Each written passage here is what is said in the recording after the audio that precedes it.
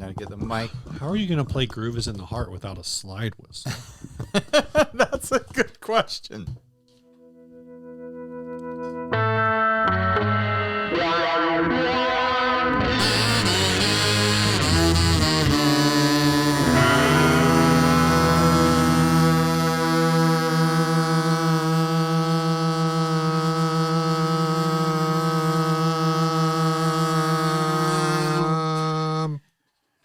Hey everyone, that's Steve. And that's Ryan, and this is 60 Cycle Hum, the guitar buying, selling, trading, modding, fixing, breaking, playing, reviewing. I flipped those around. Yeah, Podcast. almost. One day you'll get it right. Yeah. This first Is that the bit? Is that a bit you've been doing the whole time? Is that you do it wrong on purpose? I wish.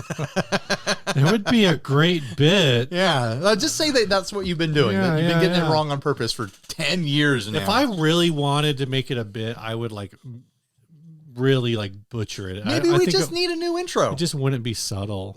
We've been doing this 11 years now. Do we need a new intro?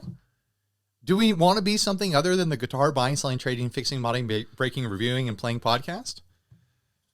I fumbled it a little bit there too. I don't know. What else would we be? I don't know. Let's save it for season 2. Are we still in season 1? I've had this thought that we hit episode 600 and then we roll over to season 2, episode 1, with the implication then that each season is 600 episodes. So is it going to be like when a new season of Friends starts and we just have completely different haircuts? Clearly it's been 4 months since we last recorded and we're just everything's different. Totally different vibe. Someone had a baby in between. Oh my gosh. What would season 2 even look like? Here's the thing is there's all these podcasts that do things by seasons, but they don't change anything. But we're more than a podcast, Steve. We're also a YouTube channel. But I'm just saying guitar nerds, I don't know. They do everything in seasons, I guess. Well, they all also have different eras with different hosts and stuff. They do have that. We've just been the same two guys for 11 years. I know. What could possibly change? There's nothing we could do different. Well, now you're going to get the guy who goes on a video every once in a while and just comments, "Fire Steve." I think there's a growing contingency of people who prefer you. It depends. It depends. It just depends. It just depends. Okay. It just depends. All right. Let's get into this listing that was sent to us by Sean Agate. Agate. I don't know how to say your last name, dude. I'm sorry. Are you? It's my fault. It's my fault. For real right now? You say it the right way. I'm pretty sure it's Agate. Why wouldn't it be Agate? I don't know. There's a town outside of Barstow called Daggett. It's spelled the same way, but it's got. Yeah, but have you ever actually been there and heard the locals pronounce the name? I guess not. How do you? The only reason you pronounce it Barstow is because you heard Johnny Depp do it in a movie. I've never actually seen that movie. Really? Yeah, I've never watched the first half and then peace out. I've never seen was it Fear and Loathing in Las Vegas? It's a fun movie for the first half, and then it starts to feel gross, and you want it to be over with. Really? Which is kind of the point. Who directed that? Do you know? I don't remember. Feels like I feel I should know that. Is that a Paul Thomas Anderson? I don't know. Anyways, it's a Michael Bay movie. There's explosions the whole time. Are there? No. This is a Fender Electric 12 1966 project. It is $1,600 with $119 shipping because it's in Adelaide, Australia. Fender 12 project, perfect for a luthier or guitar builder to finish. Oh, sorry. This is in Adelaide, Australia. I forgive you. Can I do this one? Are you trying to do it in an Australian accent? Are you trying to read the Australian language? I'm trying to get in that headspace, but all I can think of is a dingo ate my baby. There you go. Does your family watch Bluey? No. Oh, okay. Well, we don't watch TV. All right. Relax. Well, no, because TV is triggering for Claire. Okay. Fender 12 project, perfect for a luthier guitar builder to finish. Neck is a genuine 1966 Fender, which someone has modified, as you can see in the photos. Genuine Fender bridge parts using a handmade bridge plate. I'm losing it. Custom made body from 1966 templates, which come with guitar. Pickups are from a Mustang bass. All electrics included. I'm impressed. I think that was great, Steve. Yeah, thank you. Good Thank you. job. Good. We've now lost. I think Crikey. Australia is probably our 5th or 6th highest viewership country. Great. We lost another ally. Yeah. This says it's okay. So it comes with the neck. So the thing that's wild about this is that you've got the 1966 Fender neck that someone cut in half. Yeah. I'm not going to make circumcision jokes this episode like I did 2 episodes ago, but they write themselves. They cut the headstock in half, which is a crying shame. Yeah. But then the other selling point here is that they made a body, a new body, but the mojo is that they used templates from 1966, and they are including the templates in the sale. If I understand the ad correctly. That, I believe you are correct. So I wanted, the information in the ad is so sparse. Like, tell me, I guess I could probably, if I was actually interested, I could write them and be like, are these actual templates from the actual Fender factory, or are these templates that some dude made? You know? I think these look like something some dude made. Because if you were making this guitar in 1966, would your template say 1966 dot neck electric 12? It might. I would if someone was running with that information, like, oh my gosh, are those templates from 1966? You definitely got to ask, but you can't because this listing has already sold. It says apparently the person who owns this template's name is Jerker. It can't be Jerker. Yeah, it says it like in multiple places. This one picture I cannot get to. It almost looks like it says Jerry. No, that says Jerker. I think that what you're seeing as a K is a Y. You think that's a Y? Yeah. Maybe. I don't think that's a K. But then it says it again over here. And honestly, that J might be a Fender style F. I mean, yeah, when I look at this other one upside down, it does look like it says Fender. Like Fender something. Right. Reading names is hard. That could be a lot of different things. It could be Fender. It could be like a really gnarly cursive-y thing happening. And maybe that says Fender. I don't know. But the neck is kind of like, I think this neck is cool. Okay. $1,500. Well, the headstock as it is giving a little bit of the, what is it called? The snakehead vibe? Snakehead. Yeah. Yeah. That original, was a Telecaster? Yeah. Well, it wasn't called a Telecaster. It was a no-caster. Was it a broadcaster? Broadcaster or no-caster. Something like No-caster? that. Well, no-caster was when it had the Telecaster headstock. So it was probably was a broadcaster. The Squire? I don't know, man. I don't care about Telecasters. A Sphincter is what? That's true.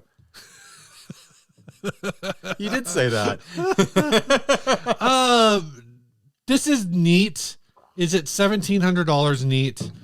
I'm going to say no. That's my professional opinion. Yeah, I mean, you do have a professional opinion here, Steve. The body looks like it's cut well. I like this as a project starter. Yeah. How much for just the body, the pickups, and everything? How much for everything but the neck? Sure. Is what I'm asking. I want to know what they're valuing that at, because I want to know what they're valuing the mangled neck at. In theory, I'm sure a talented tech or luthier out there could save this neck and re-extend it. Re-extend the headstock and return it to its 12-string glory. And then you would have a 1966 neck that was mostly original. And you do a painted headstock job on it, and you're there. I don't know if it's worth the time and effort for what they were charging for this. It says the listing has ended. We don't know if that means that it's sold. It just says ended. I've been looking at this thing. Maybe it's in the description somewhere and I'm just missing it. What the heck is this metal thing? Is this supposed to be a back plate? That's where the strings go through the back. Okay, so this is like it's instead of ferrules, it has this thing. Right, because it's 12 strings through the back. It looks cool. Okay, though. yeah. I've just been staring at it. I'm like, is that like a pickup cover? Right. But yeah, that makes sense. If I played 12 string, I would own one of those Squire 12s that has the long headstock on it. And they got the one in green. I'd own one of those. Sure. I don't want to tune that much though. Every time I look at them, I'm like, man, that's my flavor. I want that. And then I think about it like, I don't play 12 strings. Like, that's not my sound. Every now and then I'll fiddle around with one and just run it through irresponsible fuzz. And that's fun. Do you own a 12 string? I don't own one right now. I don't own a 12 Remember string. when you right owned now. a 12 string? Did I? What 12 string did I own? That Rickenbacker. Oh my gosh. The chickenbacker. I don't consider any point in my history with that object of it being a guitar. I don't think it was ever a guitar. Even when it had strings on it, I don't think it was a guitar. That's just a reflection of your skills as a player and a technician. It's my fault. Yeah, that's it. All the other guitars that I've owned have been fine, but that was the one that it was my fault. You could have fed that guitar to a kid. Yeah. So I have a feeling they just gave up on the price. They're like, no one's buying this at $1,656. I'm just gonna take it down. I'm just gonna finish this project. Maybe it's sold locally. That's always possible as well. The body looks very attractive. I like the wood. Like, you give this thing a clear coat and a pick guard, and I think you're done, you know? The thing that's interesting to me about the body is the front of it looks like it's in really good shape. The back of it looks like it's been dragged across some things. Let me get to like the it looks kind of pictures beat up on the back. It just needs to be finished. It just needs the correct sanding and some clear coat or something like that. But I think it looks like the front's had the correct sanding. Yeah, they definitely put more elbow grease into the front of this guitar than the back. But it's like there's still pencil marks around a lot of the routes. Like this is very unfinished. Good project starter, but not for $1,600. What's your price point on this? I mean, it all comes down to the neck. Like, what is the actual value of the neck? And that is, like, appraisers could sit and fight over it for days, I'm sure. I mean, you've got a 1966 Fender 12-string neck that's been mangled, but could potentially be saved. I don't know, man. I don't know. I couldn't tell you the value of that neck, but I could guess at the value of the body and the pickups and the bridge. So here's the thing: based on the hardware and everything here, it's I think fair to say and clear to say that the seller or whoever put this together intended for this to be eventually a 12-string guitar. Of course, right? It's got the 12-string. It's got the bridge. It's got these parts. It's got the plans for a 12-string neck. All this stuff.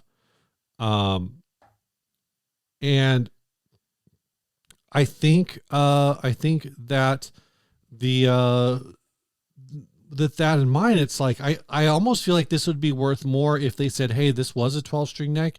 It's been converted to 6-string and this was a 6-string project. It would actually make it worth more. I think you're right. I think it would make a lot more sense to be like, oh, we took a 12, we didn't do the neck. Don't blame us, but we're going to run with it and we're going to turn it into a 6-string and it's going to be funky. Now, I suppose you could track down like a half telly bridge and call it a day.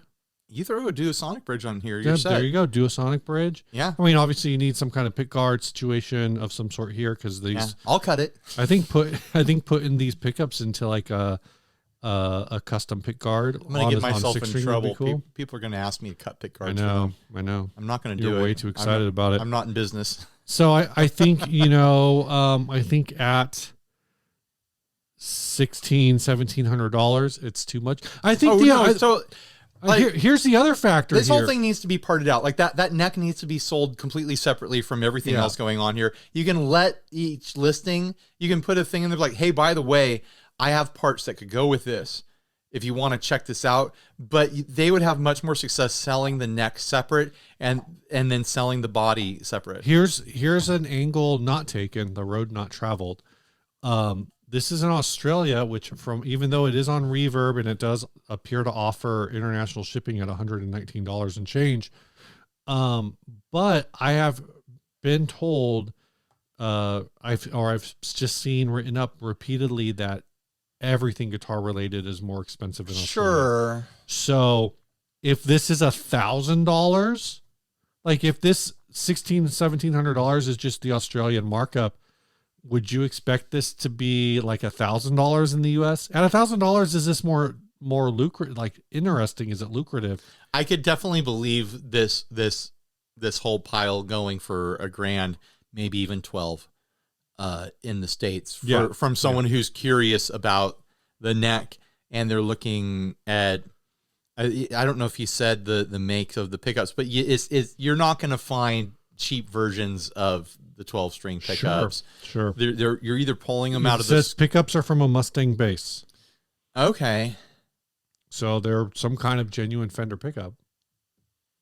I don't know if they would be voiced differently. They might be voiced. I wonder with a Fender Mustang bass or the Squire. Well, the Squire had the single coil.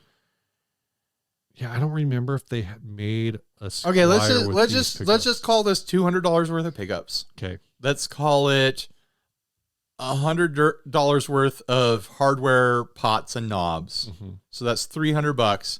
Let's call making the body, even though it's rough, let's call that $150. So we're at $450. I feel like that's maybe a little low. I was gonna go the full 200. Full 200 on the body. Yeah, let's call it $500. $500 for all the new stuff.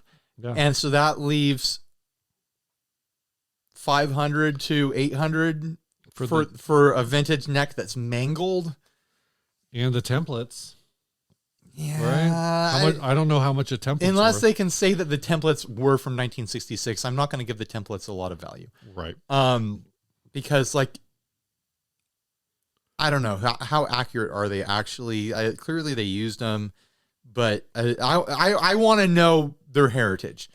Basically, is this something that they printed out a template and traced it and cut it, 2 years ago, or is this truly something that came out of a factory, out of a Fender factory? I think they made it. I think you're probably correct. I don't know. The value is probably fine on paper, but it is such a unique thing. Finding a buyer for this is rough. Yeah. It's in a very specific niche. I can't say that with the niche. Straight face. Niche. Nietzsche. Yeah, no, it is. I can't think of what price I would see this locally and not be able to help myself. Like, I guess if it was under $1,000, I'd really be looking at that neck. Like, sure, I could make a project around that neck. It would have a story. You could throw that neck on like the Explorer body or something. What would I throw that neck on? I honestly I like your idea of doing a 12 gone 6 and just throwing like a Duosonic bridge on there and just wrapping up the project, Throw that bridge on throw that neck on your SX. I'm going to throw the aluminum neck on there. I've got the Baguli neck. Yeah, somebody asked about that on Facebook today. I need to put better pickups in it, and then I'm going to put the aluminum neck on there. Hey, Ryan, do you still have that? Do you still have that roller bridge? Yeah. All right. Ryan. Yeah. Speaking of roller bridges, I don't know. All right. You know what goes on your We're going to roll right into the sponsorship. You know what goes on your roller bridge, Ryan? Strings. And this episode is brought to you by String Joy. They make strings long enough for your guitar. If you've ever been concerned that you might get some guitar strings and they're not long enough for your guitar, don't worry. Get them from String Joy. They'll be long enough for your guitar. Yeah. Like, you can buy strings from other places, but you don't know if they're going to be long enough for your guitar. Yeah. Your guitar's long, right? Long guitar. Who knows if other brands make strings long enough for you? Stringjoy does. Yeah. You want strings long enough for your guitar? You need to go over to the company that makes strings long enough for your guitar, Stringjoy. Yeah. They make strings long enough for your guitar. Yeah. Click the link down below to go to the Stringjoy website. It's not an active affiliate link, but I'm not going to change it. Or maybe I will. Maybe I'll actually remember and change the link. Affiliate or not, probably won't. Stringjoy makes links long enough for your browser. Ryan. Yes, Steve. You ready for this topic? You can go ahead and test that. You can check to see if that link will work in your browser. I guarantee you it's long enough. Try it. You ready for this topic? I dare you. You're they're not going to do it. It's cowards. Ryan, you ready for this topic? I'm ready, Steve. Okay, so do you want to tell the story of how this topic came to be? So we ended up getting to go to the PRS 40th anniversary extravaganza show at the House of Blues Anaheim, down the street from NAMM. All the big players were there. John Mayer was going to play.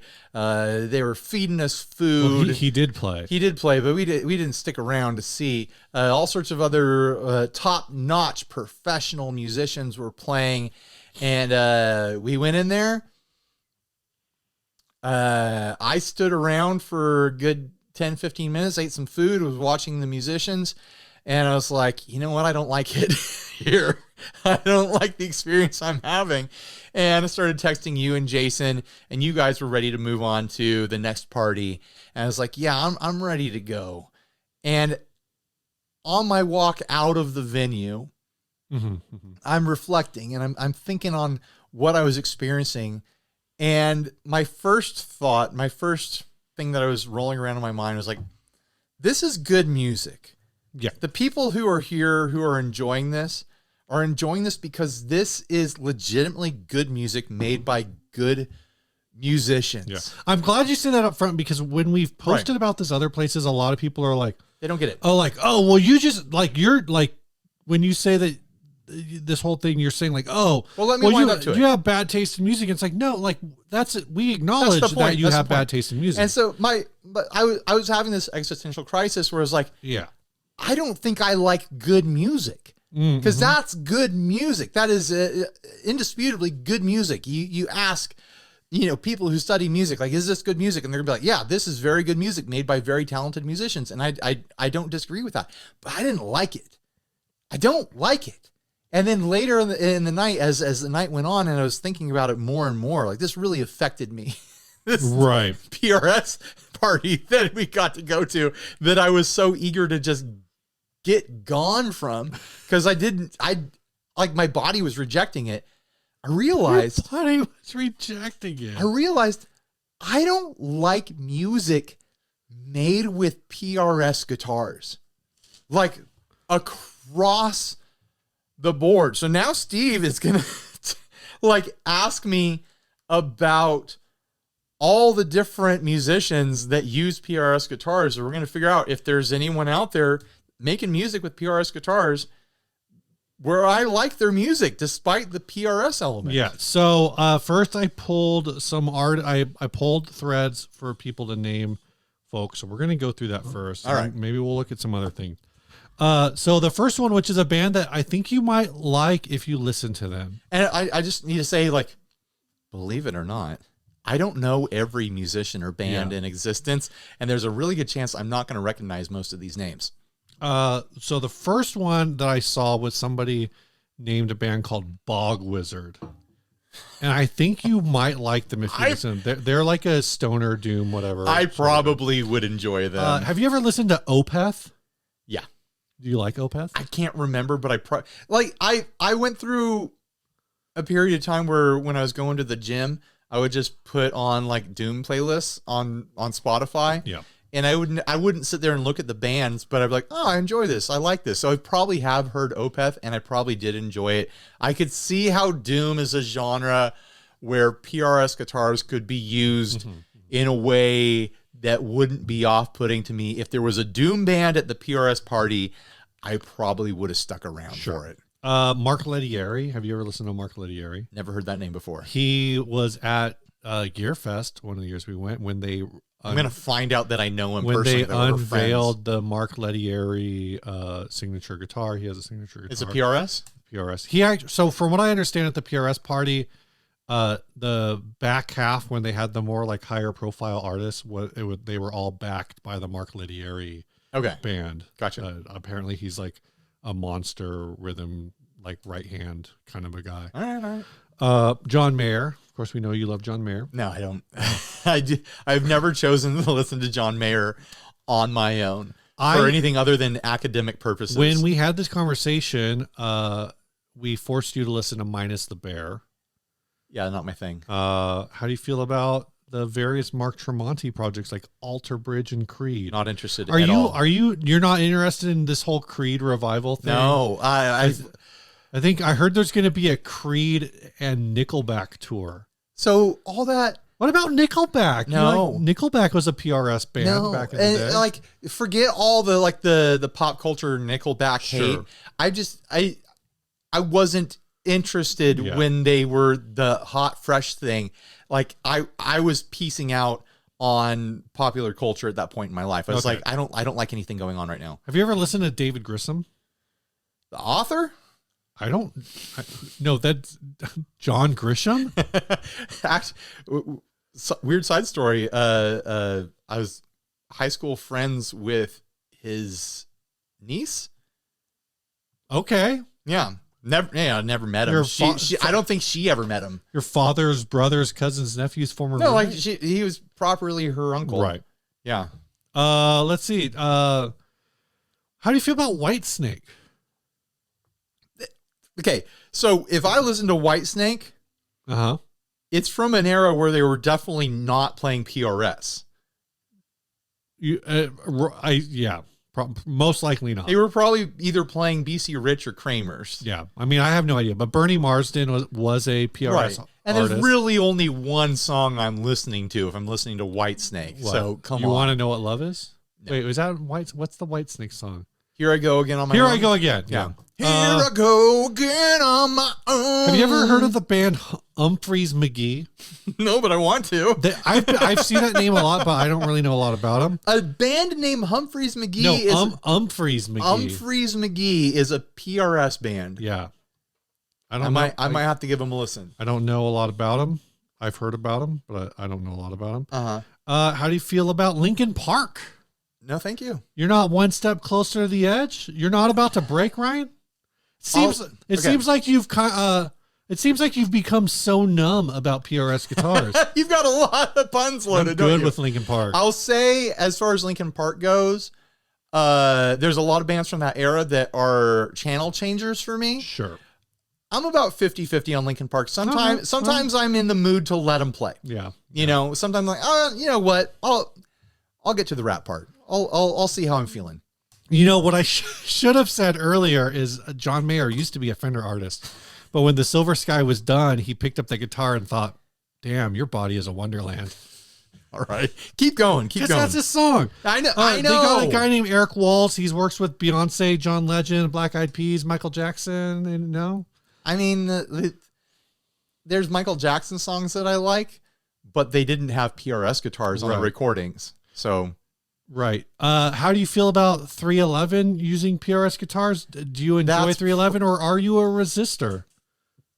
Were they playing PRS? Yes, they were in their heyday. They were PRS. That is probably one of the few exceptions. You know me, I like to come original. Yeah. How do you what do you think about Dragon Force? But they are 311 is a band where PRS does make sense for them. Yeah. Like I can fully imagine them playing PRS and it's not like, oh man, I thought that was a Telecaster. No, like clearly they're using chunky humbuckers. I think there's a lot of like bands that kind of fit in that like reggae rap rock sort of sound that use PRS. Maybe because of 311. You could also kind of imagine 311 using Parkers.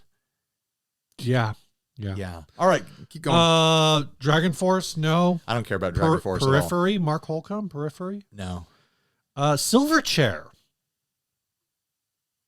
Remember Silverchair? When did they start using PRS? I think they were like PRS pretty much from the beginning.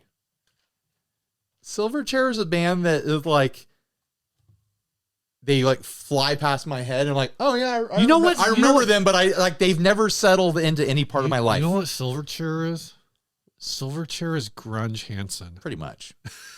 Pretty much. I don't know. I mean, we listen. I don't know if people are going to be mad about that, but it's kind of true. It's kind of true. Years ago, we were doing the thing where we were reviewing a classic album. Yeah. And we did Silverchair. Yeah, Frog Stomp. And I remember saying that, like, if you want to know what the 90s sounded like, just listen to this album because it's pretty much the 90s in a blender. Every once in a while, I get a message from just, a listener asking if we would ever do that again.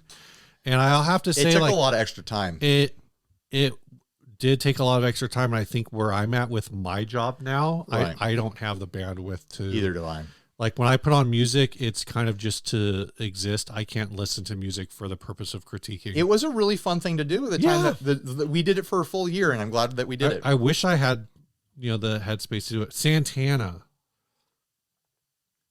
No, you don't. When you hear that Santana, when you hear Carlos Santana playing a guitar, you don't think, damn, that is a hot one. Like, I can appreciate Santana, and I think there's a meme quality that I enjoy. Sure. To to the late 90s Santana or early 2000s, whatever it was, when he had his hot moment with Rob Thomas and et cetera, et cetera. I've never chosen to sit down and listen to Santana music. Like, I've never put it on in the car and be like, I'm going to listen to some Santana. Like, and when I close my eyes and I think of an ideal version of Santana playing guitar, he's playing a Yamaha. So, like Black Magic Woman era. Right. So someone mentioned a band called Holding Absence. I've never heard of that band. Doesn't sound like the sort of band I'd be into. There's someone name dropped a band called Astronauto, which sounds like a band I might be into. Yeah. And then this last one, somebody dropped a band name called Pallbearer.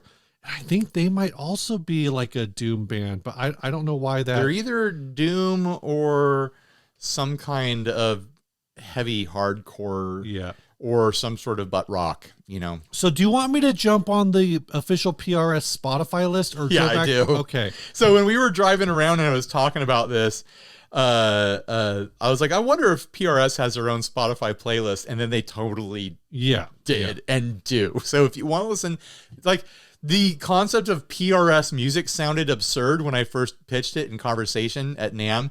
And then I found that playlist. It's like, even PRS, the company, recognizes that PRS music is a thing. They've made an entire playlist on Spotify of PRS music. But I mean, I think when you look at it that way, it's kind of all over the map because it opens up Alter Bridge that we talked about already. 311 Amber is the second song on this list. A band called Aqueous. I've never heard of them. Between the Buried and Me, which is like a metalcore, I guess, band. Right. I don't know how else to describe them. But then you've also got Jason Aldean, Luke Bryan, Eric Church, because there are a lot of touring guitarists in country music in Nashville that are PRS artists because they're going for that, like you said, the humbucker. Well, here's a sound. Here's a concept that I want to pitch before you get. Oh, I know you love Florida Georgia Line. Do I? Nothing's coming to mind. No. Okay. Are they like a country band? Yeah. For the way you're reacting, that was a joke. They're like a bro country band. Yeah, they're the broest country band. I can read Steve. Yeah. All right, they're the broest country band. They're like the stereotype of like bro country. So here's a talking point. Yes. So PRS music is a thing, the same way that like Ibanez music is a thing. Like, think about all of the guitarists that Ibanez endorses. They have a specific flavor of musician that they want to be identified with. They want to be identified with people who play very clean, very fast, very technical. They're playing guitar almost as a sport, and they're on a very high level of the sport. And Ibanez almost doesn't really seem to care at all about like popularity, about pop culture viability. They strictly want to be associated with top level playing. PRS is doing something similar, but they want to be associated with people making music successfully on a professional level, like gunslingers and, you know, people who are making pop songs, but with a very tight professionalist, like high level, like musically smart sort of element to it. And all of that is boring to me. Right. Like, I like gritty, like first take recording, vintage 60s psychedelic, surfy, garage rocky stuff mixed with weird and freaky experimental 80s new wave. Wait, so how do you feel about Jane's Addiction, Ryan? They're on the PRS music list. When did they get on the PRS music list? Because Dave Navarro's a PRS it's because of Dave. guy. I think Dave may have actually played PRS when he was in Red Hot Chili Peppers, maybe? I'm not sure. I'm not sure when he first started with PRS. Was he playing PRS on the albums that I owned? I think he might have just been playing like other metal, like he was probably playing like Kramer's or something. I don't know. What about Living Color? I do enjoy in Living Color's playing PRS now. Living Color was playing PRS back then. And in fact, what's the name of the guitarist from Living Color? I can't remember. Yeah, it's but I can remember his guitar, but I can't remember his name. He had like this crazy colorful guitar that was not a PRS. Vernon Reid. Vernon Reid. I'm pretty sure Vernon Reid was playing PRS I don't know if he was back then. Clearly there's exceptions, but because I love Jane's Addiction and Porno for Pyros and that whole era of Lollapalooza 90s music and stuff like that. That's another whole group of music that you can jam in with all the stuff that I'm mentioning. But generally the soul of what I look for in music is outside the bubble of what PRS as a brand is trying to associate themselves with. They're not trying to associate themselves with the weirdos. They're trying to associate themselves with the professionals, with the musicians that have earned the right to take themselves seriously. I think the famous Vernon Reid guitar was an ESP. That's the one right there. Let's scroll this list a bit more. What do you think about the Paul Reed Smith band, Ryan? I don't know. Dude, POD. How did we forget POD? Do you think that I'm a POD fan? I think by law you have to be a POD fan. Otherwise you have to move out of San Diego. I've seen POD live. You have always lived north of the 8, so those rules don't apply to you. Geography podcasting. When you're from the South Town like me, Ryan, you are like, if POD comes on the radio, if you don't crank it, they revoke your South Town street cred. They don't let you buy California burritos anymore. That is true. Right. That is the actual truth. Okay, I'm just saying, Ryan, I'm here to rock the party all night long. Right. You are the youth of the nation. Well, I was back then. Right. I saw POD play, I think twice at like church shows where they were playing with like NIV and probably Dogwood. Yeah. And man, what was the other one? There was another one that was always around. But you know what? I wasn't going to those shows for POD. For any of those bands. I was going to those shows because those were the shows like my friends were going to. Right. I had a good time. Those were the shows that girls were going to? I wouldn't say that.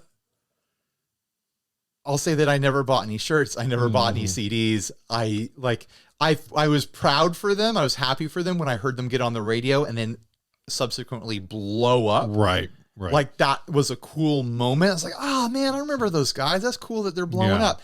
But it's not my music. Sure. Ryan, how do you feel about Vertical Horizon? They're everything you want. They're everything you need, Ryan. No? You haven't, I know that I know Vertical Horizon. They had like 2 hits in the late 90s. There was Everything You Want and You're a God was the other hit. I think there was maybe one other one. My wife would know, but I don't. My wife would know. I think I know that song. No, my wife. Gotcha. How do you feel about the Doobie Brothers, Ryan? No, thank you. Orianthi? Not my style. And I don't know anyone else on this list. This whole topic is just me pissing off guitar audience. Jimmy's people. Chicken Shack. Oh, I forgot about them. Oh shoot, I like Jimmy's Chicken Shack. Yeah. Reba McEntire apparently. McEntire plays PRS. Well, like again, someone in her band does. Jimmy's Chicken Shack. Yeah, the guitar player for Jimmy's Chicken Shack, apparently a PRS guy. I'm actually having a memory now. I think that they actually worked for PRS. I'm remembering like an article from a magazine from like 1999 or something like that. I think they are from Maryland now that you mention it. Did I talk to one of them? Yes. I don't remember what it was at, but yeah, we got into conversation with someone who works for PRS. Was that at Sweetwater? It might have been at Sweetwater. And he was in Jimmy's Chicken Shack. Yeah. All right. It was this guy, Brian Ewald. Okay. I'm now remembering this. I had their CD. I enjoyed it. That was my flavor. So there's some PRS music. How do you feel about 21 Pilots? No? Yeah. I'm just grabbing art. How do you feel about Eminem?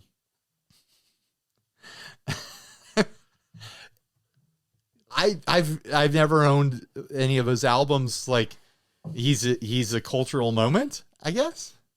Does he play PRS, let alone guitar? Apparently the guy in his band. Also, I don't know if I'd call Eminem a cultural moment. He's had like a 25-year career. Bare Naked Ladies. Yeah, but there's some Ladies. empty space in his 25-year career where people weren't, like he wasn't getting songs on the radio. Sure. But, I mean, he's a legend. Bare Naked Ladies play PRS? Yeah. All right, okay. I like Bare Naked Ladies. I'm kind of just picking through here. But at a certain point, you're just naming bands that happen to have studio quality gunslingers in them who choose to play PRS. This is okay, but with Bare Naked Ladies, like Ed Robertson is the main guy in Bare Naked Ladies, and he's playing PRS. All right, okay. He's the guy that. How dare you know names and drop trivia? He's not. He's the guy who's like the. He is one of the Naked Ladies. He's the main guy. He's not the one with the glasses. Right. He's the other. He's the actual main guy. Let's see. I'm skipping like backing bands guy. Oh, Jimmy Haha. We should Jimmy's Chicken Shack probably cut this short at some point. I know. It's gonna be a long topic of just reading names. It's gonna be great for analytics. Is it? I'm gonna have to like keyword every single name that you. Parliament Funkadelic. Really? Apparently, I love Parliament. But also, that's not a huge surprise. Like, here's the thing: like, Leandra Earl from the Beaches. If you're on here, if you're a professional, I know you like the Beaches. I do like the Beaches. If you're a professional guitarist and you want humbuckers, PRS is gonna be on the menu. I feel like you're kind of backtracking on that a little bit, though. I know, but there is like, you know what I'm talking about when I say PRS music, like Uncle Cracker. Just because someone plays a PRS doesn't mean they're making PRS music, but there is a genre of PRS music. The original, and as a whole, I don't enjoy it. Sure. The dude from the Ed Robertson from Bare Naked Ladies wasn't going to show up at the PRS 40th anniversary party. And even though they're playing PRSs, I don't think of Jimmy's Chicken Shack as PRS music. Right. You know, and you're not going to hear 311 at the PRS party. Like, I mean, if they had showed up, I would have stuck around. Just saying, Paul, if you want to swap out John Mayer for 311, I'll stick around. I'll hang out at your whole party next year. All right, I don't think 41st anniversary party. I don't think there's anything else on here. Yeah, that's let's move on. Change your mind. What do you guys think Pack our comment section with bands and artists that you think that I should like, even though I probably don't. Just because they play PRS guitars. I'm gonna tell me I'm wrong in the comments. I think that might be the worst topic we've ever done. But it's gonna overperform. And I dragged it out, and you're gonna come up with a great. The clickbait's gonna be Ryan hates PRS music. The RJ cut is gonna be immaculate. Yeah. It's just gonna be me naming things, and then it should just be the same clip of you over again saying no. Here, let's give RJ a clean no right now. No. No. No. No. No. Is that enough, RJ? You can use those over and over again. It'll be funny. No. Is that enough to work with? A bunch of me being shocked that you're saying no.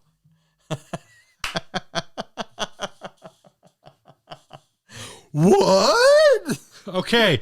This next ad was sent by Eric Grossman. Dear Stephen Ryan, I just came across this wacky Facebook Marketplace ad. You know, a bunch of people sent this to us. You like cut it off, so I can't. But here we go. Let's read this. The ultimate Beatles fan guitar, custom handmade, fully functional. You were trying to read one of the other emails. Oh, because I screen grabbed the other people. Jonathan Dranoff sent it as well as Dustin G. But we are taking it from Eric because Eric Grossman sent it first. Gotcha. This was sold. The ultimate Beatles fan guitar, custom handmade, fully functional. One of a kind. The Beatles Yellow Submarine inspired guitar includes a display stand. Yeah, I feel like you need is this stone thing? Is that the display stand? Possibly. It like mounts to this stone. That looks like a gravestone almost. Why is this like? It needs a better stand. Like, I think that's a functionally probably excellent stand, and I'm sure it was very expensive to get a piece of stone cut to hold up this guitar. This guitar needs to be nestled in a aquatic diorama. Yeah. You know, it needs to be in a stand that looks like, you know, two cartoon hands from the era of animation holding it up or something like that. It needs to live in a little world. A piece of granite carved like the tops, like the cornerstone of a castle or something like that. It doesn't fit. I'm sorry. All right, gonna go ahead and torpedo this. That was an accident. That wasn't on purpose. That was perfect. The freaking pickup switch is on the back of the guitar. That renders this completely unplayable. Look at the back, right over there. Right on the nose. This thing's long enough. That's fine. Listen. Yeah, because I guess the strings are like dead center on this thing. This guitar's like just not really playable. It doesn't need to be. Like, it's playable enough. Someone can play this thing. They got to wrap their body around it a little bit here. Like the top bit there with all the periscopes coming out. That's right where your arm would normally be. But the strap attaches to the nose of the submarine. I know it's backwards the way you're holding it, but that's the only way that makes sense to make this thing work. Listen, this thing's $2,000.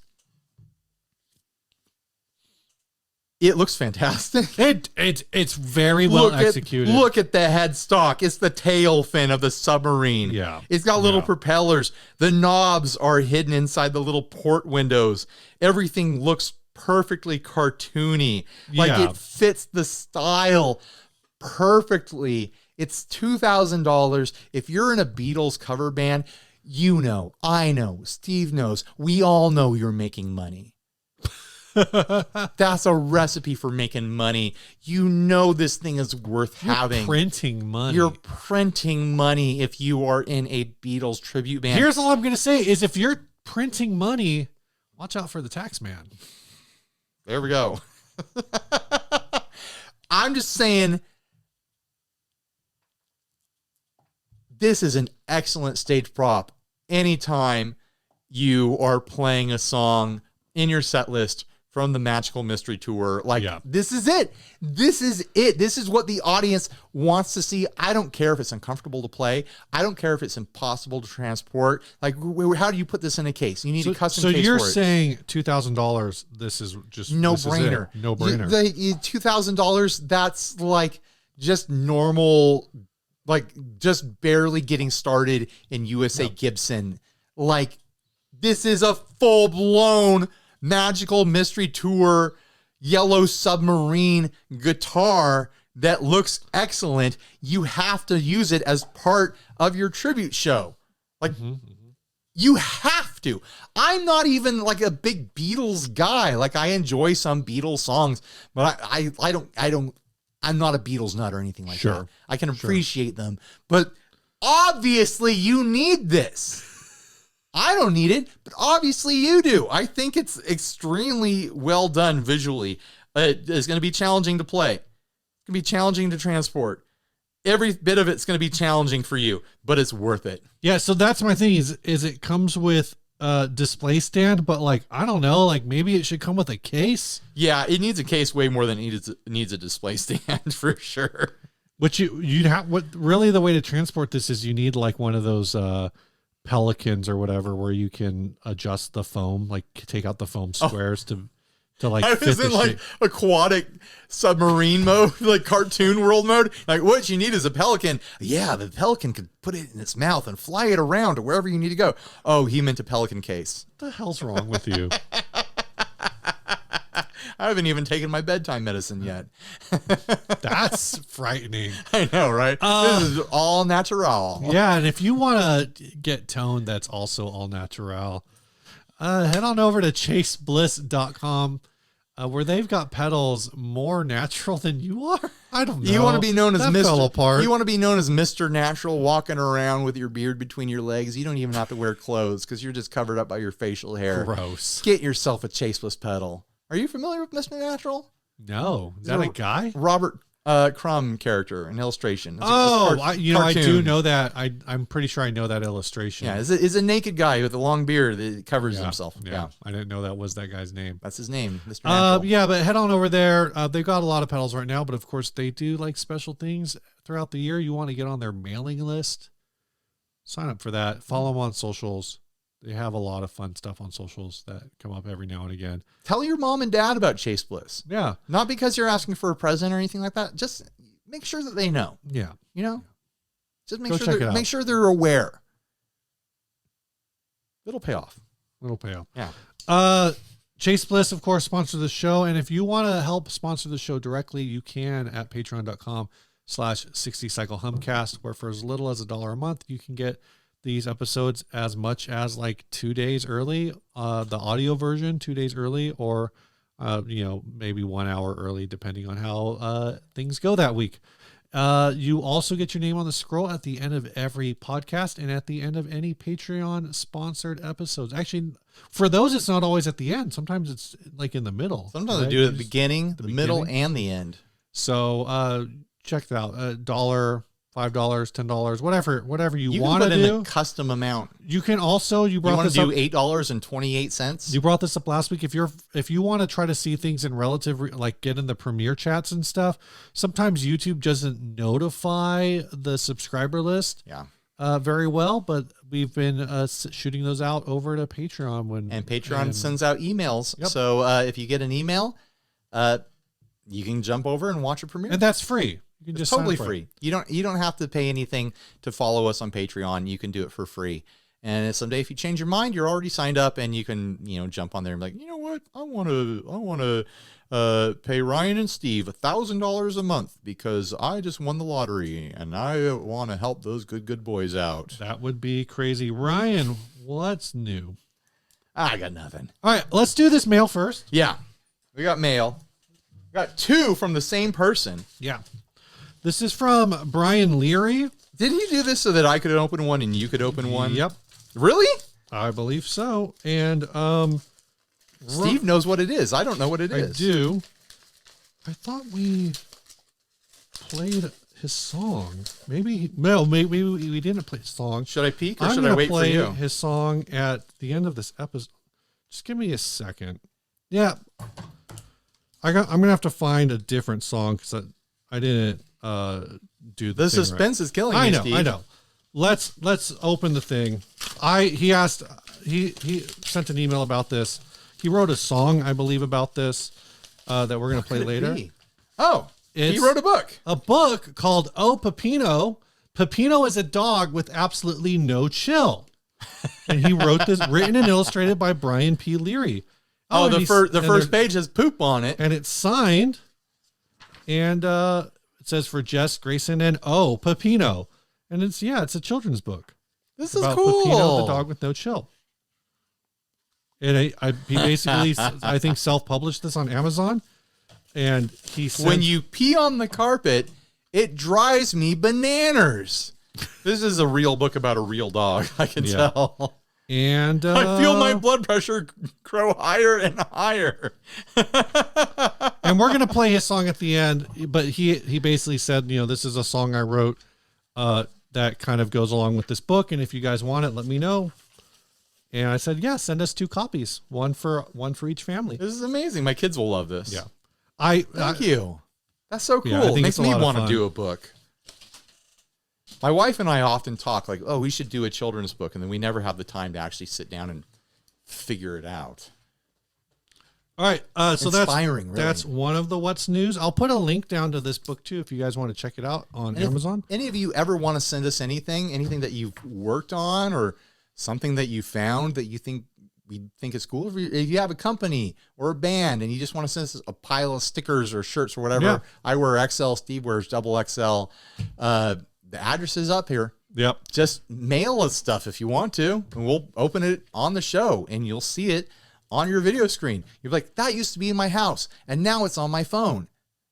That's the magic of the internet. The other What's New this week, Ryan asked me what's new. What's new, Steve? I got a guitar. Look at this. Some A of PRS, Steve. I don't like your music.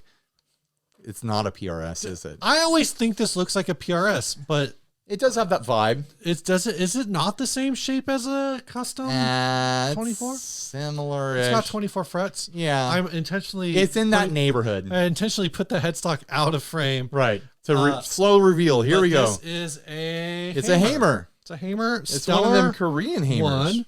They made these from 1998 to 2002. Got a nice bit of flame. And So I was reading about it, and it's interesting because I believe, from what I read, this is a maple body with an oak cap. interesting. Or it's not an oak cap; it's like an oak veneer, and it was called silky oak. That finish. And I got this guitar because I've kind of been watching for these for years.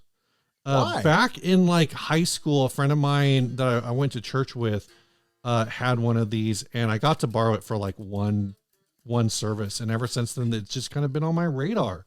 And this one popped up on Craigslist or on Facebook Marketplace for $150. $150. So I paid $150 for this. That's 24 fret. Yep. I had to adjust the pickup height at the bridge because it was really quiet, but I think it's not quiet now because we had it plugged into the Templo devices amp earlier. Sounded really good. But yeah, $150. But here's the thing, Ryan. I paid $150 for this.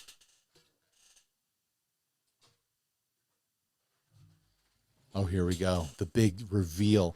It came with a hard case. With a Roadrunner hard case. So I don't want this. I'm going to put this back on Facebook Marketplace at some point in the near future. What do you think a case like that would go for?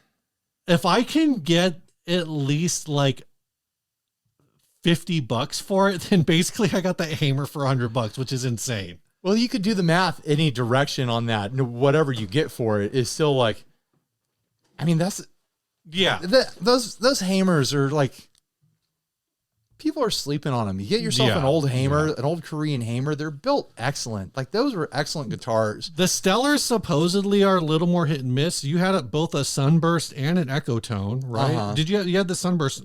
I don't know what the difference is between the Sunburst and the Studio. I've never been able to figure that out. Oh my gosh, I don't know. But I think you had a Sunburst.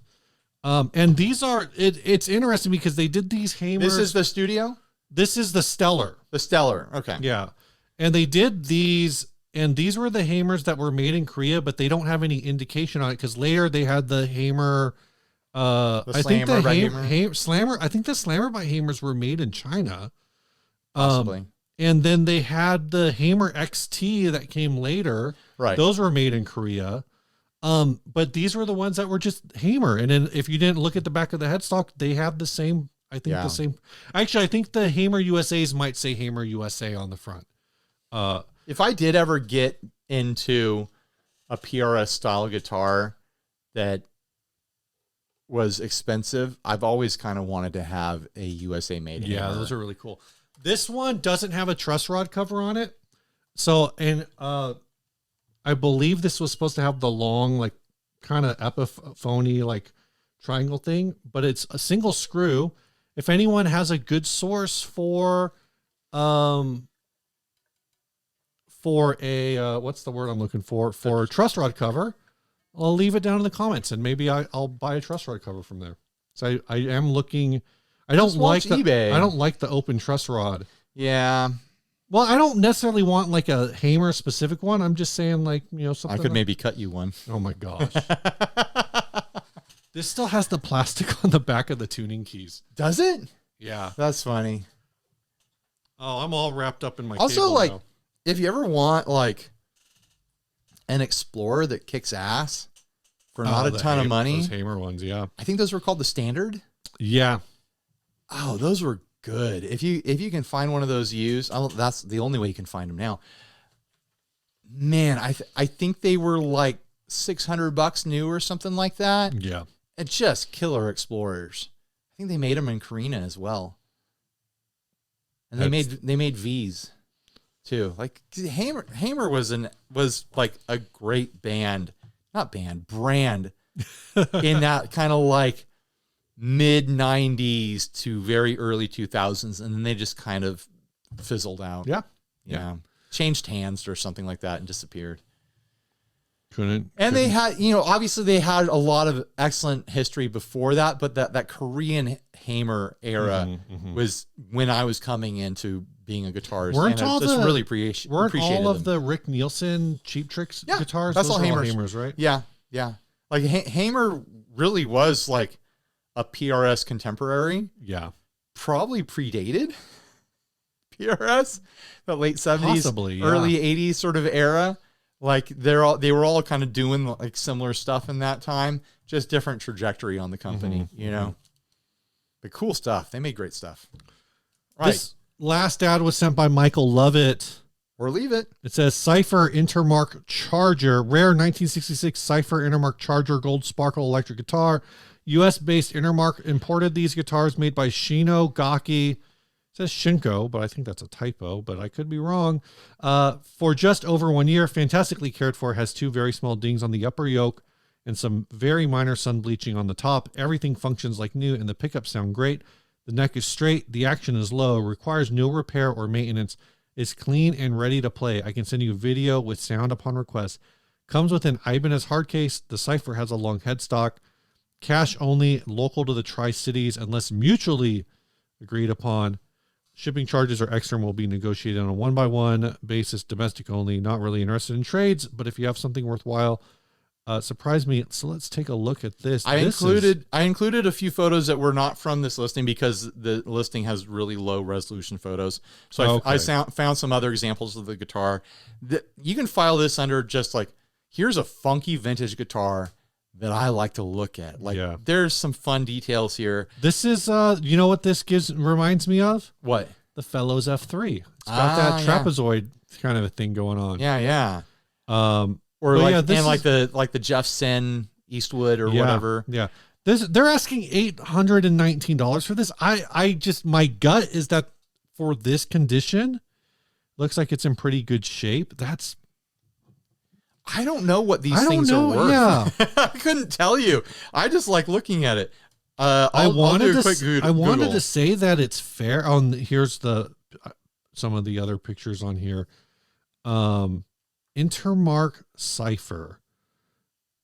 Here's potentially I think the problem that I'm going to run into with this is, or maybe the question that I have is, when you have a brand like this, here's an Intermark Cipher and it's semi-hollow, Intermark Cipher Sentinel. The red one that I screen grabbed is $600 on Reverb. But it's sold. So who knows? Maybe it's sold recently or, but let's see if I can find 10 years ago it sold for 600. So maybe the value's gone up since then.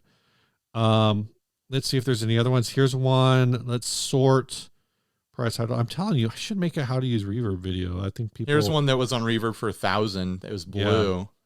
Here's and one. It doesn't even have its wiggle stick. Here's one that sold for $950 2 years ago. So I mean, I think the price on this, those are normal, kind of different, some different shapes. But so let's talk about some of the features here. I think this body shape is really freaking cool. Yeah, it's super clean. I think someone should resurrect this body shape, but then maybe put a little bit more junk in the trunk. Maybe make the butt just a little bit wider.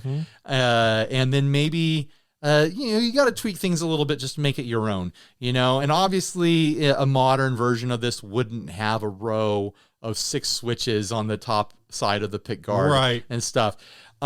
What are you doing? You've got 3 pickups here. What are those 6 switches doing? Well, I think there is a screen grab that's clear enough. So we've got mic M, mic 1, mic 3, mic 1+3, mic 2, mic 0. It's just a bunch of combinations of the different pickups. I think it's really interesting that you've got 2 in the neck position. I'm wondering if that's like them trying to give you like a fat humbucker sound in the neck, right? Where they're like, oh yeah, bridge positions just for like the thin spaghetti western sort of sounds. But man, I really love looking at these pickups. They have that like electric, like that 1980s electric shaving razor kind of look, like you're going to pull this thing off, you're going to pull the cover off of this and a bunch of hairs are going to fall out, Gross. I'm really curious about these switches. Obviously they're calling the pickups mics. Right. I think mic M is like a master mute. Probably. But then if that's a master mute, I don't know what mic 0 is. So, and then 1, 2, and 3 are the positions. But what I want to know is what's the difference between having mic 1 on and mic 3 on versus having mic 1+3. It's just the convenience of a switch, Steve. You can turn it on with one smooth motion. But so if you have like both mic 1+3 and like, are they additive? Does it like, I think you're asking questions that are too complicated for us to answer right now. But you know what I mean? It's like if each one of these is on, right. If they're like on off switches, then what is mic 1? Like you should just be able to have mic 1+3 together. I bet this thing is a mess under the pick guard. Oh, I'm sure. And I bet half these switches don't even work anymore. Yeah. I think it's funny that. Okay, so there's screws that hold the covers on the pickups, and then there are screws right next to those screws that adjust the height of the pickups. There's a lot of screws going on here for these pickups. The bridge looks like it's the worst part of this thing. Just, those strings are popping all over the place. Just a simple little rail with like grooves carved in it. Look at that. No, yeah, I'm looking at it. I mean, it's not that different from like a Jaguar bridge. Is it the Jaguar bridge or the Jazzmaster bridge? Same bridge. Are they the same bridge? Because the Mustang bridge is different. Yeah, the Mustang bridge is different. A lot of people like to put Mustang bridges on their Jazzmasters and Jaguars.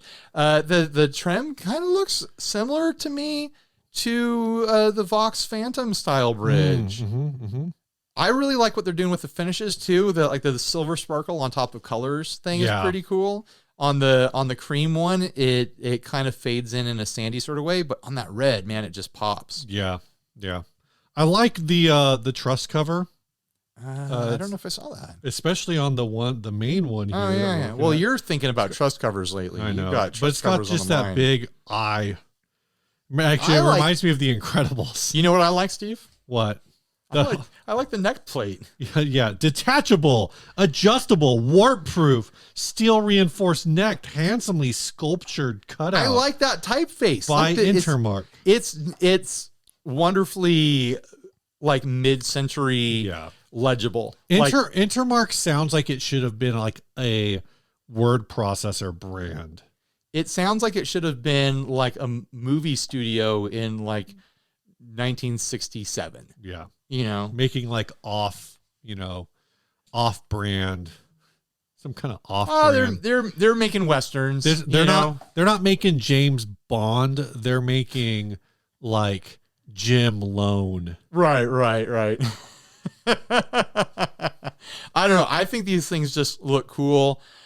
I have a feeling they play Tysco style. Yeah, so where like you get what you get. That they're really cool looking. Oh, that truss is cool. The truss rod cover. It's got the raised center thing with like a globe icon. When I first saw this, now I don't actually think this shares too many features with a lot of like the Gaia tones you see on the market. No, this is clearly a different manufacturer. Or Kent or whatever. What if I'm totally wrong? This did get me thinking about that whole era. Like back here, you've got this Conqueror. I've got a base at, it's off camera, isn't it? But you've got this Conqueror that was probably like a Tysco or something. You've got other brands like that where it's like K, Craftsman, all of these different brands from that era that were all producing the same basic guitar with just a different sticker appearance. Right. Sometimes this isn't even the original badge. That's not the original badge. No, this was something else. Gotcha. Yeah. And certainly, Gaiatone was part of that.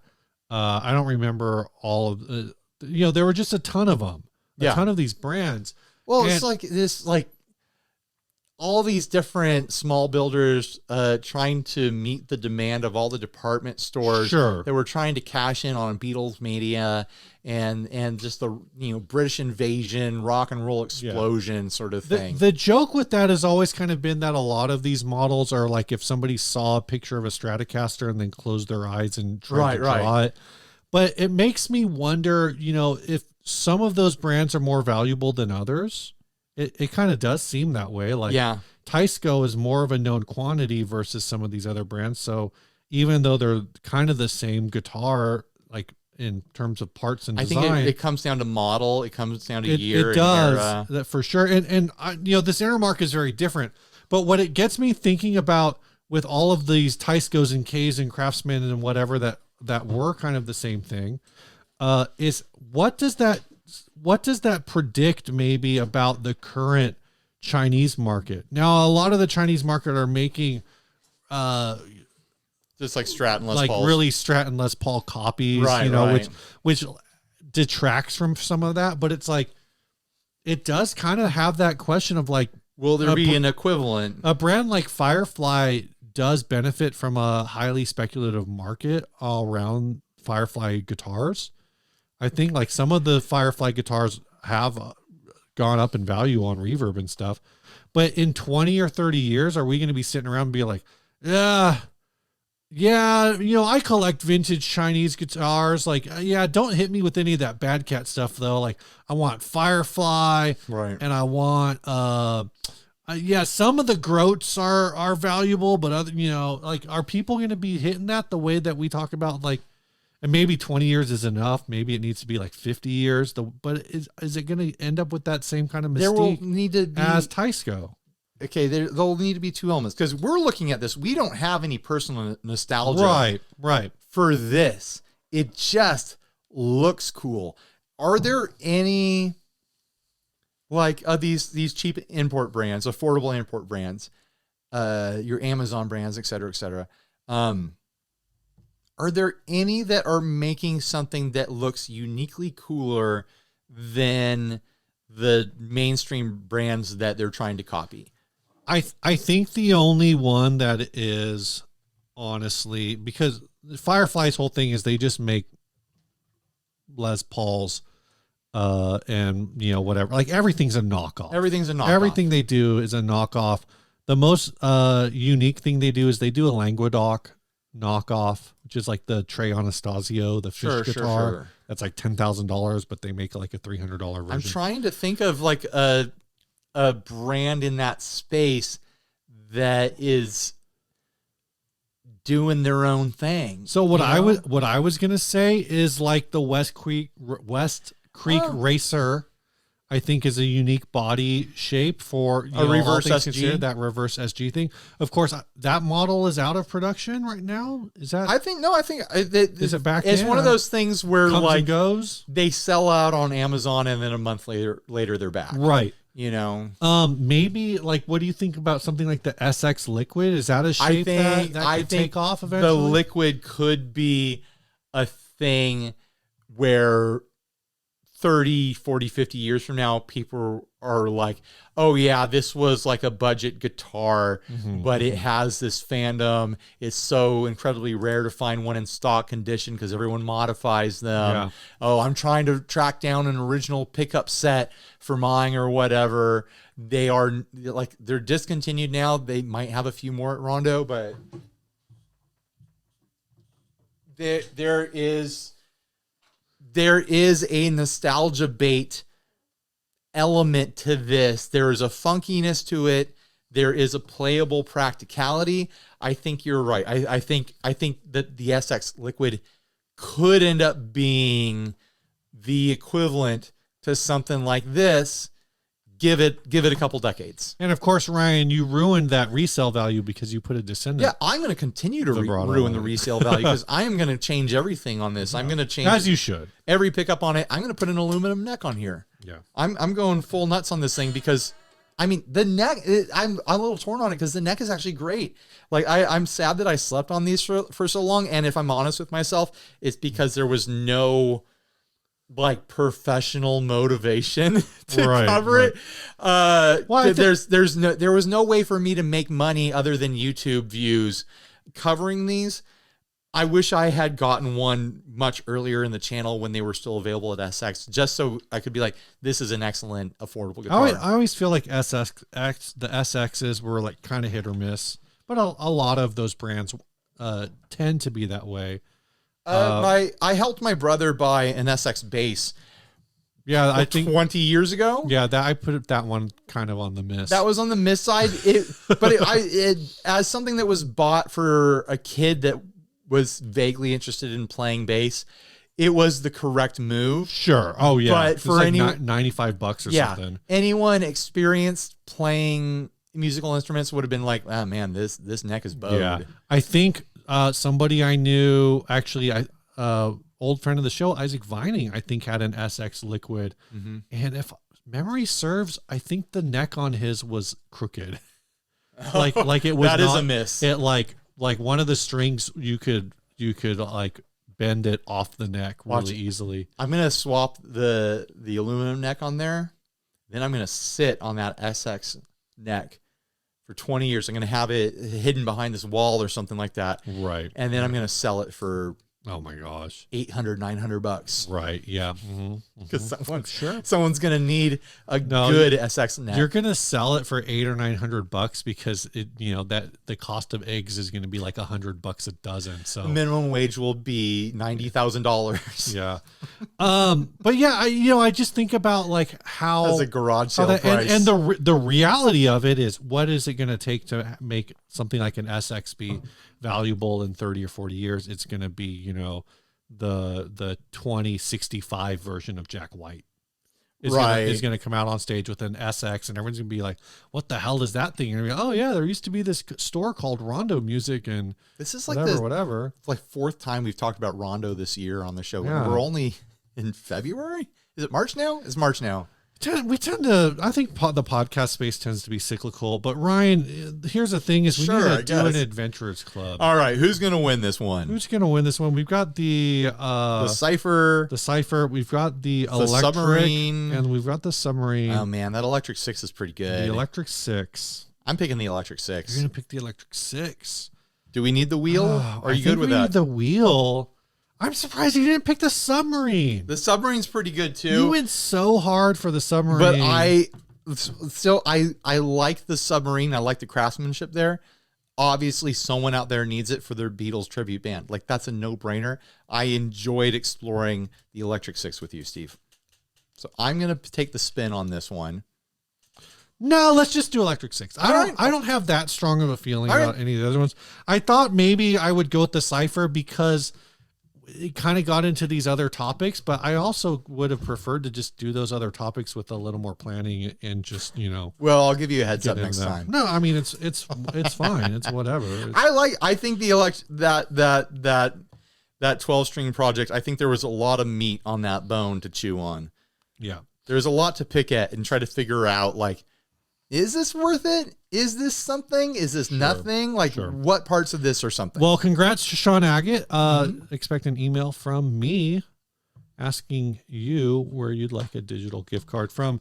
Ryan, as I teased earlier when we got this, what's new, we got an email from Brian Leary. He says, "Hey guys, Brian here again with a weird one. I wrote and self-published a children's book about my dog Pepino and made a song/lyric video for it. I was laid off from my UI UX design job back in June. Oh, sorry to hear that. Working on this has been a much needed distraction from the soul-crushing slog of job searching, this oversaturated job market. My 3-year-old son, Grayson, seems to like it. HR hasn't dropped in on one of our meetings yet anyway.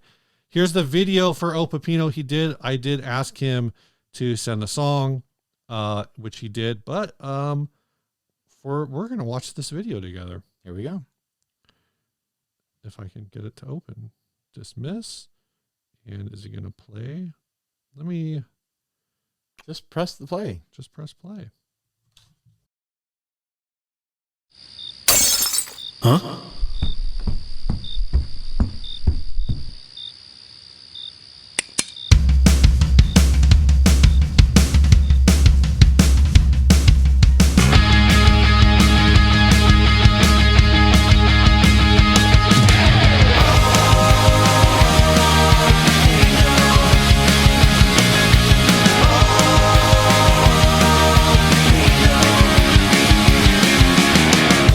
Oh, Pepino.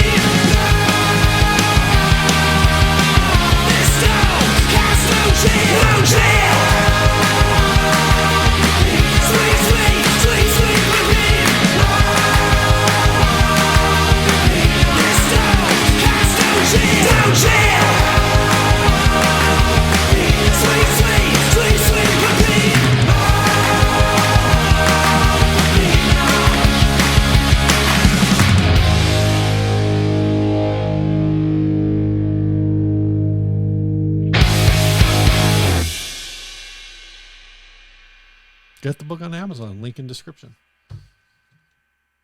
You're really like using your creative energies while you're unemployed. Hats off. Like, you're really throwing your back into this. You made a book, you made a song, you made an animated music video. You're not just sitting on your hands. You're doing some fun, creative stuff. I encourage you to keep going while you wait for, the headhunters or HR or whoever you need to call to tell you the good news that you got a job. Like, just keep doing fun, creative stuff. Yeah, that was great. You're doing great. That was awesome. All right. Bye, everybody. Stay grounded. When you pee on the carpet, it drives me bananas.